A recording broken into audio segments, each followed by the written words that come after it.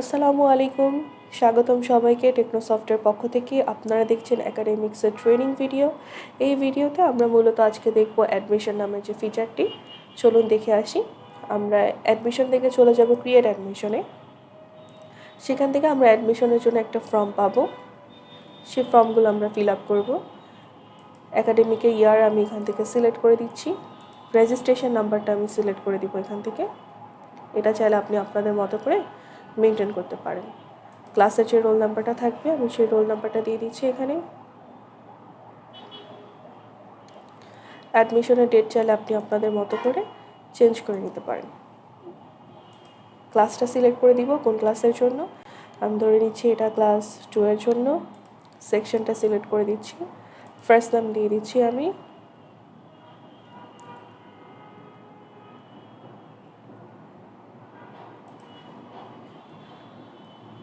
Last নাম দিয়ে দিচ্ছি। জেন্ডার সিলেক্ট করে দিব। ডেট অফ বার্থ আমি সিলেক্ট করে দিচ্ছি।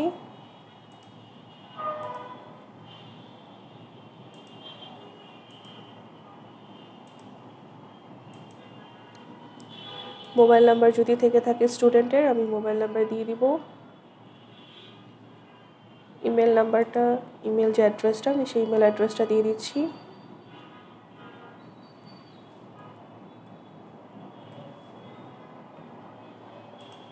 প্রেজেন্ট অ্যাড্রেস দিয়ে দিচ্ছি আমি।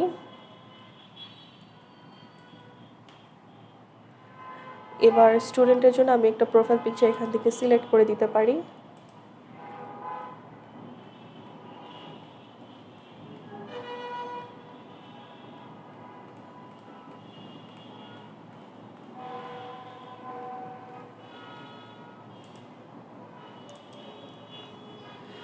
স্টুডেন্টের জন্য আমি এখন একটা অ্যাকাউন্ট ক্রিয়েট করে দিব।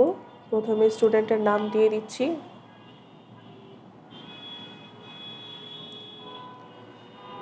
দেন আমি তার জন্য একটা পাসওয়ার্ড তৈরি করে দিচ্ছি।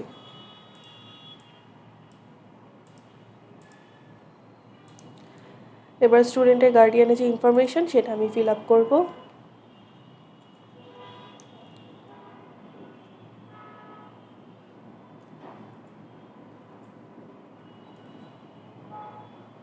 তার মায়ের নাম দিয়ে দিচ্ছি আমি।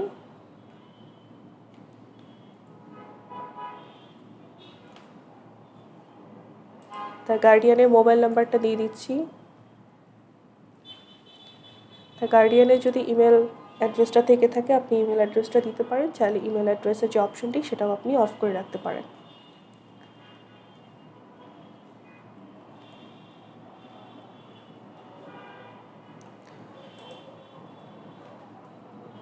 গার্ডিয়ানের অ্যাড্রেসটা আমি দিয়ে দিচ্ছি। এবার আমি গার্ডিয়ানের জন্য ইউজার নেম আর পাসওয়ার্ড দিয়ে তার জন্য একটি অ্যাকাউন্ট তৈরি করে দিব।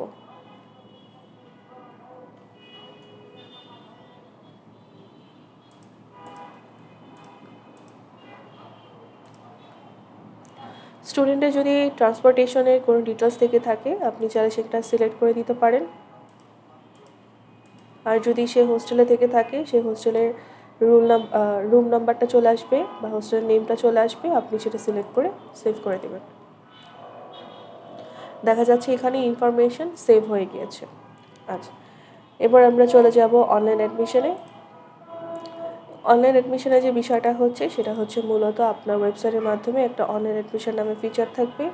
সেখানে একটা ফর্ম থাকবে। সেই ফর্মে যারা অ্যাপ্লাই করবে তাদের এখানে একটা ইনফরমেশন চলে আসবে। আপনি এখান থেকে তখন চাইলে সে অ্যাকশন বাটন থেকে অ্যাকসেপ্ট করতে পারেন কিংবা আপনি চাইলে ডিক্লাইন করতে পারেন। আমরা সেই অপশনটি দেখব আমাদের সফটওয়্যার সমস্ত ফিচারগুলো শেষ হয়ে যাওয়ার পরে। আপনি এখান থেকে চাইলে মাল্টি ক্লাসে যেতে পারেন। আমি ক্লাস সিলেক্ট করে নিচ্ছি, সেকশন সিলেক্ট করে দিচ্ছি। দেখা যাচ্ছে আমার এখানে স্টুডেন্টের ইনফরমেশন চলে আসছে। আপনি চাইলে এখান থেকে তাকে প্রমোশন করিয়ে দিতে পারেন। অ্যাড ক্লাসে চলে যাচ্ছি, আমি 9 থেকে যাচ্ছি, সে 10-এ থাকবে।